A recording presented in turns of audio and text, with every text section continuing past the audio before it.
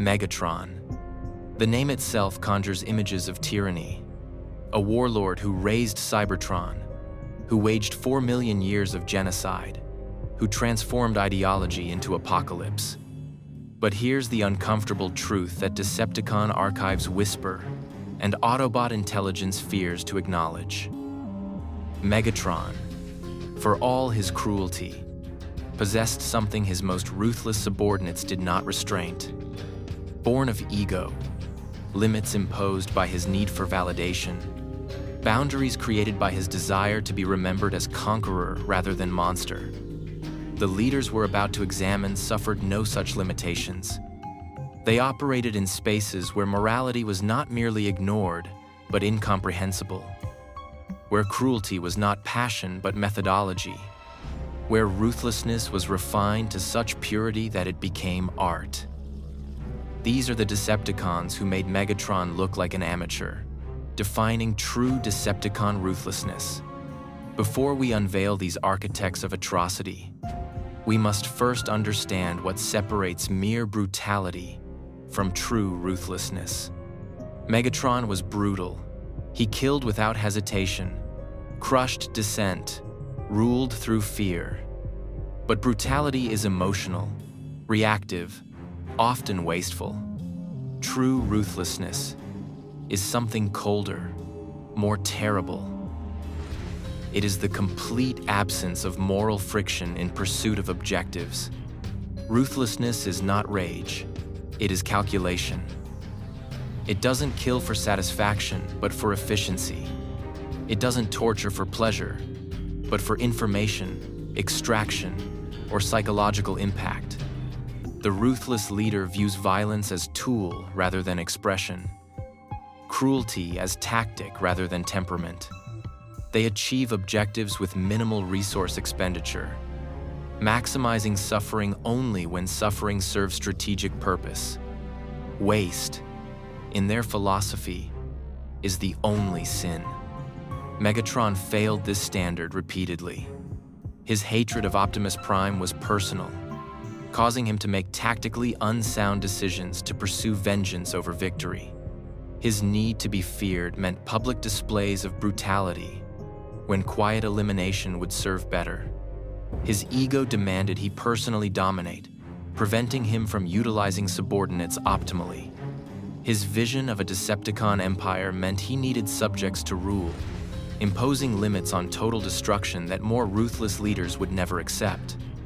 The difference between impulsive rage and strategic terror defines our examination. Megatron in rage destroys everything, including assets he might later need. The strategically ruthless leader destroys only what advances, objectives, preserving what can be exploited. Megatron terrorizes because he enjoys dominance. The truly ruthless terrorize because fear is cheaper than force.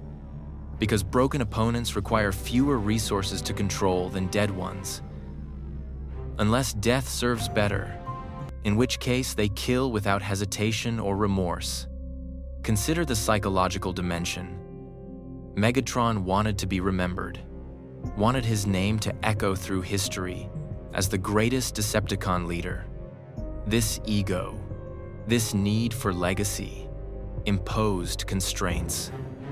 The leaders we're examining operated without such vanity. They didn't need recognition, didn't require their victims to know who had destroyed them, didn't care if history remembered them at all. Anonymity freed them from Megatron's theatrical cruelty, allowing purely functional evil that achieved objectives without wasting energy on dramatic excess. What follows are 3 case studies in ruthlessness, so pure, so perfectly executed, that they redefine what Decepticon leadership can achieve when unencumbered by Megatron's emotional limitations. These are leaders who transformed cruelty from vice into science, who made brutality boring through its efficiency, who demonstrated that the most terrifying villains are not those who rage, but those who calculate. Number 3, the cold tactician, Shockwave. Shockwave, a single burning optic staring from a featureless purple chassis, devoid of emotion, incapable of mercy, operating according to logic so pure that morality cannot even register as variable in his calculations. Where Megatron leads through charisma and intimidation, Shockwave leads through inevitability, the recognition that resisting him is not merely difficult, but mathematically futile. His ruthlessness manifests in cold experimentation that treats sentient life as raw material for research.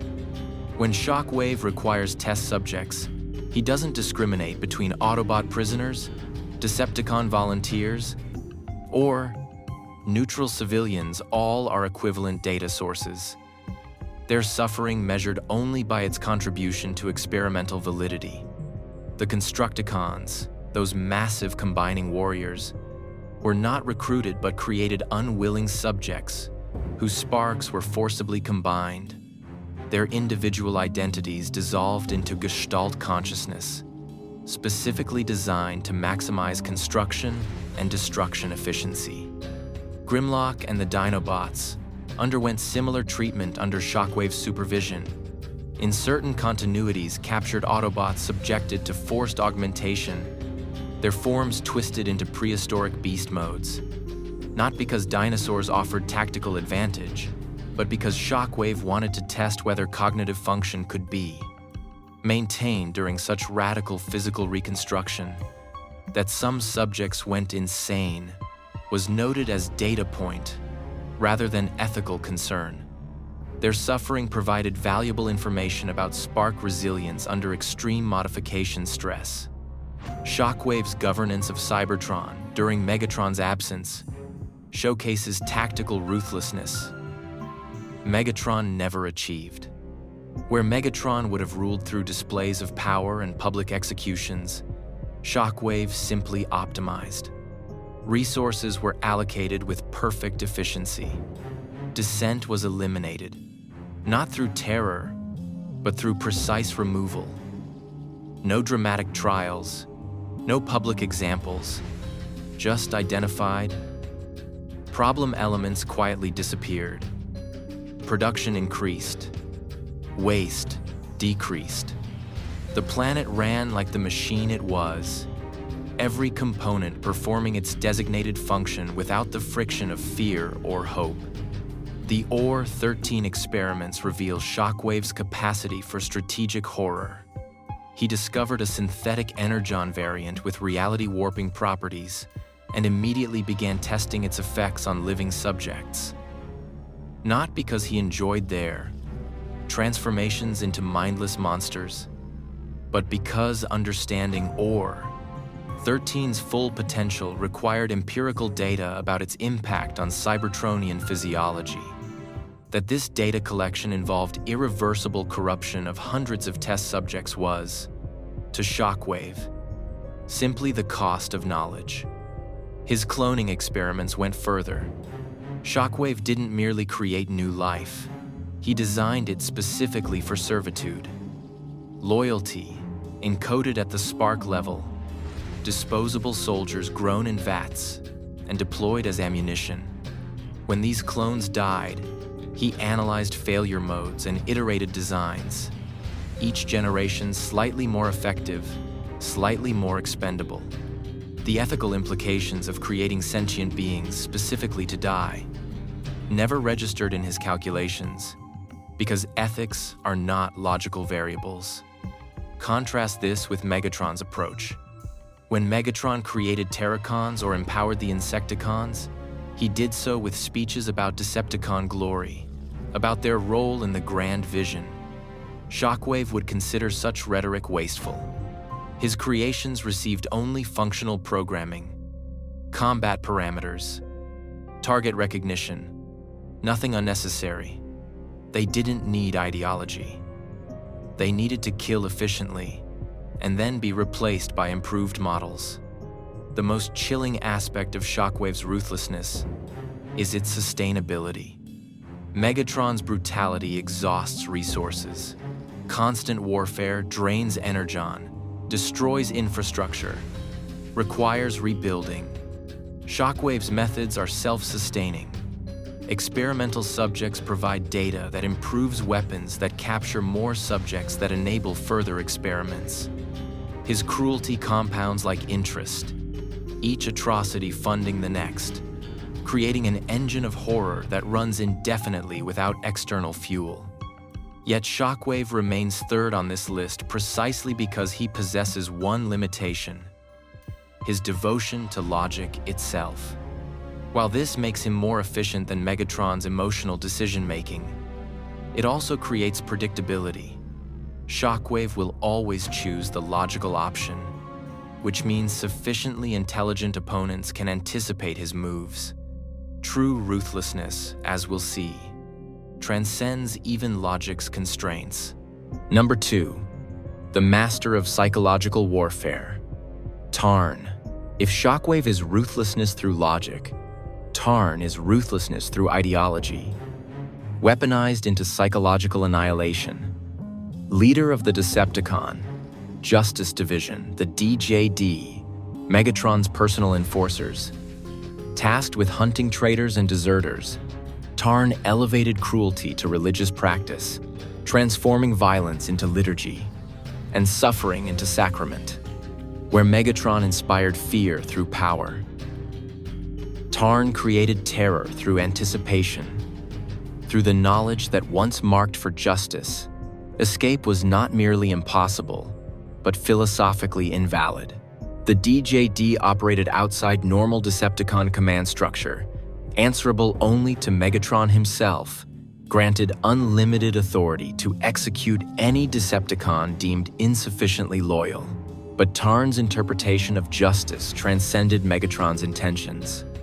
He didn't simply kill traitors, he destroyed them spiritually, before ending them physically, ensuring their final moments were consumed by absolute despair, the recognition that their betrayal had damned not just themselves, but everyone they ever cared about. His primary weapon was not the fusion cannon mounted on his arm, but his voice, literally. Tarn possessed the ability to speak at frequencies that interfaced directly with Cybertronian physiology, his words causing catastrophic systems failure. He could talk victims to death, his voice resonating with their spark chambers, forcing shutdown through sheer sonic manipulation. But the true horror was not the mechanism, but the methodology. He did this slowly, conversationally, calmly explaining to victims exactly how their betrayal violated Decepticon principles, while their bodies progressively failed around their consciousness. Imagine dying over the course of hours while your killer discusses philosophy, quoting from Megatron's writings, explaining with genuine pedagogical patience precisely why your death is necessary and just. Tarn didn't rage or gloat. He educated, transforming execution into lecture, making victims complicit in their own destruction through intellectual argument. They couldn't refute, even as it killed them. This psychological domination exceeded anything Megatron ever achieved. The DJD's operational methodology showcased strategic psychological warfare refined to perfection. They maintained the List, a ranked registry of Decepticon traitors, publicly updated, with targets knowing exactly when their turn approached. Victims watched the list, saw names ahead of theirs systematically eliminated, experienced months or years of mounting dread before the DJD finally arrived. By the time Tarn appeared, many targets had already psychologically destroyed themselves through anticipation, making the actual execution almost anticlimactic. But Tarn didn't want anticlimactic.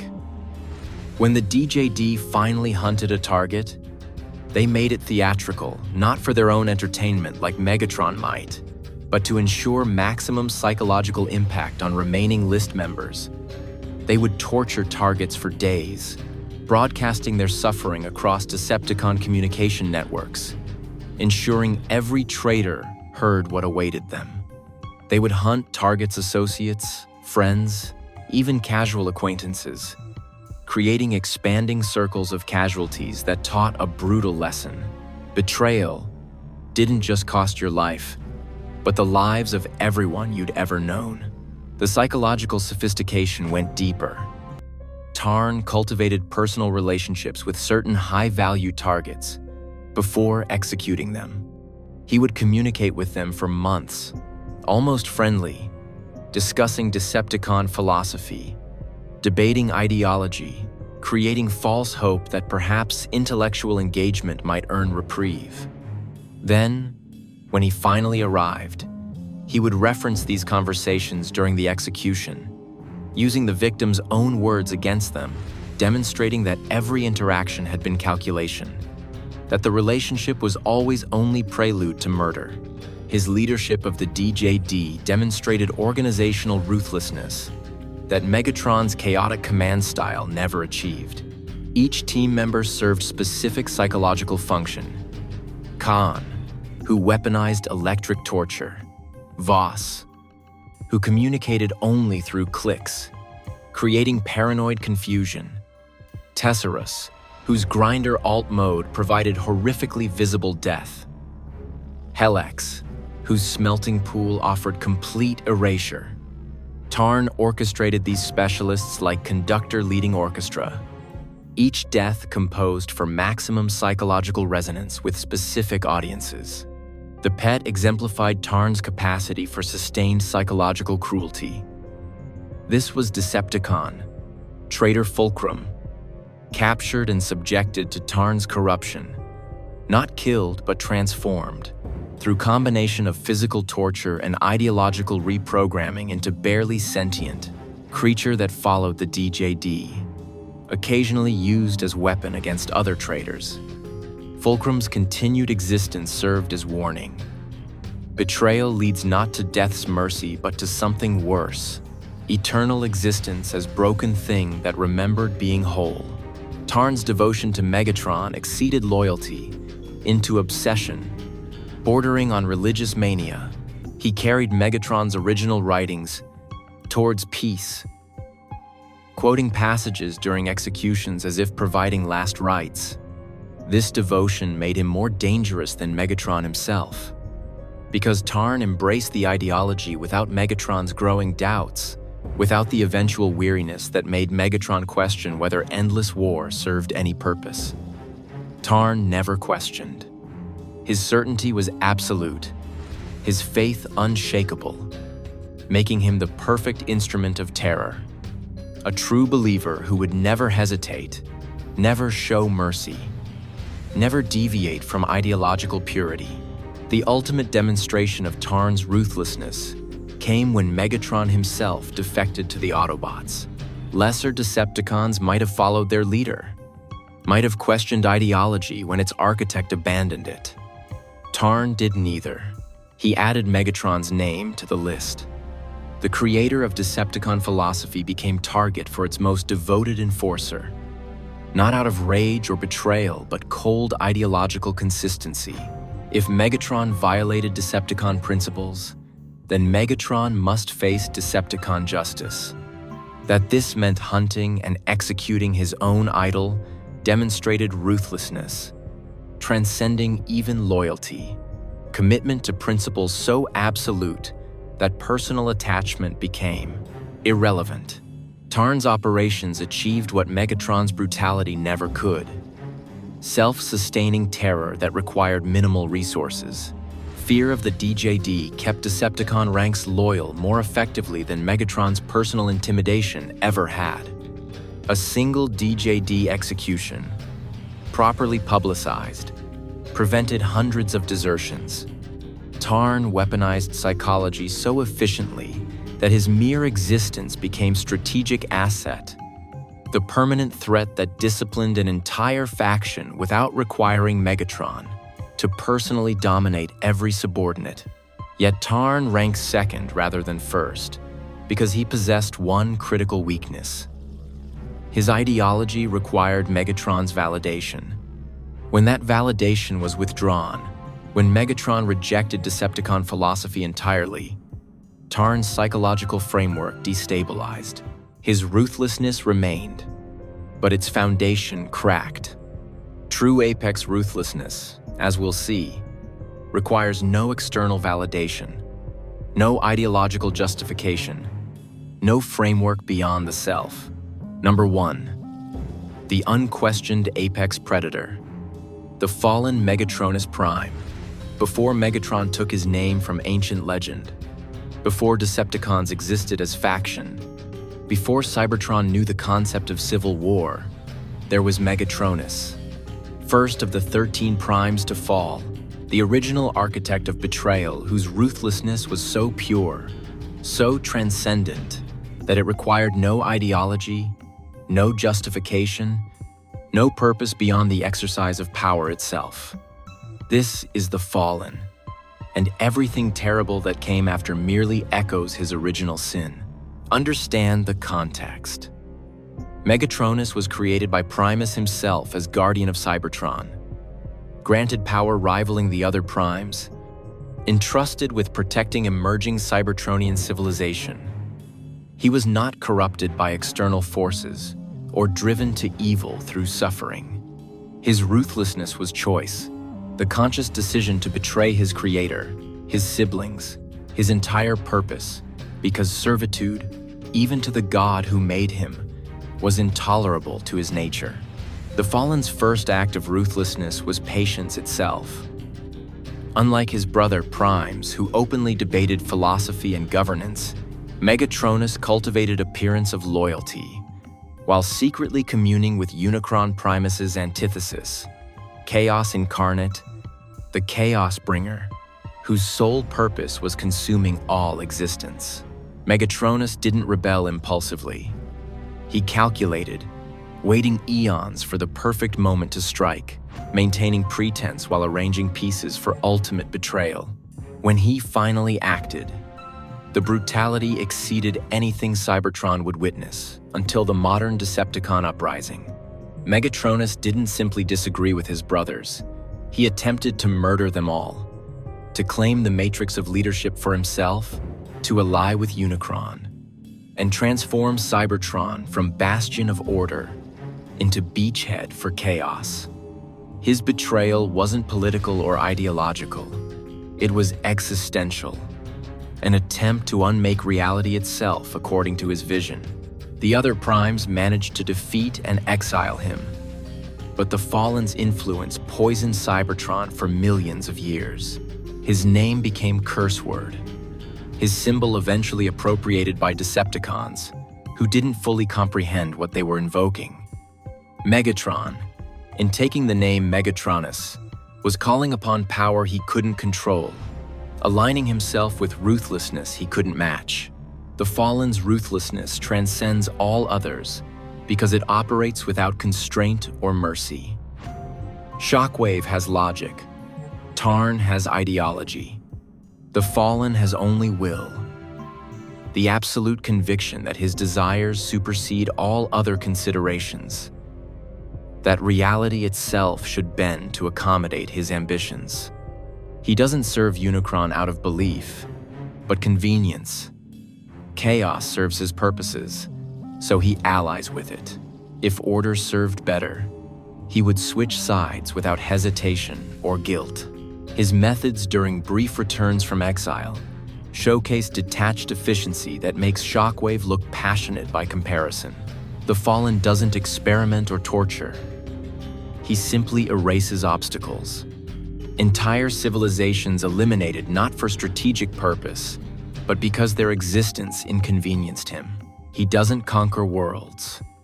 He harvests suns to fuel his power, destroying solar systems as casual resource extraction, indifferent to billions of lives extinguished as collateral damage.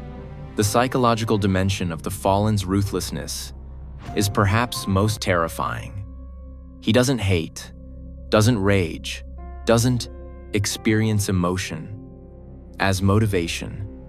Where Megatron's cruelty springs from anger at injustice and desire for vindication, where Tarn's violence emerges from ideological devotion, the Fallen simply acts according to pure will, uncontaminated by feeling.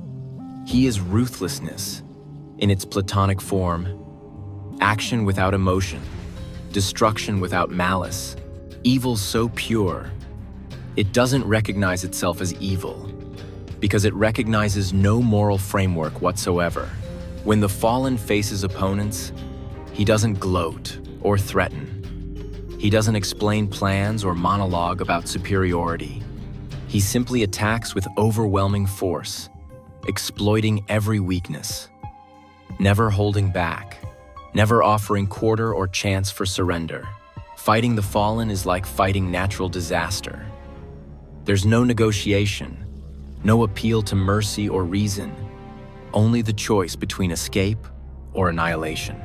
His strategic ruthlessness extends to manipulation that makes Tarn's psychological warfare look crude. The Fallen corrupted entire Cybertronian factions over millennia through patient whispers, corrupting sparks slowly across generations, creating movements like the Decepticons, without their followers realizing they served his ancient agenda. Megatron thought he created Decepticon philosophy. The Fallen's influence subtly shaped it, ensured it would produce chaos beneficial to Unicron's eventual return, the ultimate demonstration of the Fallen's ruthlessness. When the 13 Primes originally defeated him, they couldn't destroy him. His power was too fundamental, too woven into Cybertron's creation. So, they exiled him to a dimensional prison. The Fallen spent eons, not raging, not despairing, but calculating. He turned imprisonment into research opportunity, studying dimensional barriers, learning their weaknesses, planning not just escape, but how to weaponize his exile itself. When he finally returned, he was stronger, more dangerous. His ruthlessness refined by eons of patient contemplation. He represents the apex predator status because he transcends all limitations that constrain lesser villains. Shockwave is limited by logic. Tarn is limited by ideology. Megatron is limited by ego.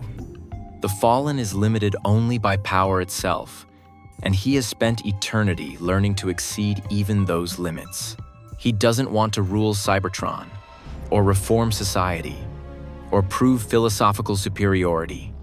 He wants to unmake reality and rebuild it according to his will, with himself as the only principle that matters. This is ruthlessness in its ultimate form.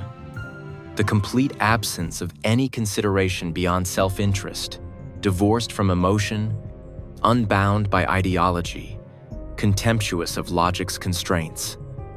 The Fallen doesn't need reasons. He doesn't require justification. He acts because he wills it, and his will, in his estimation, is the only mandate required.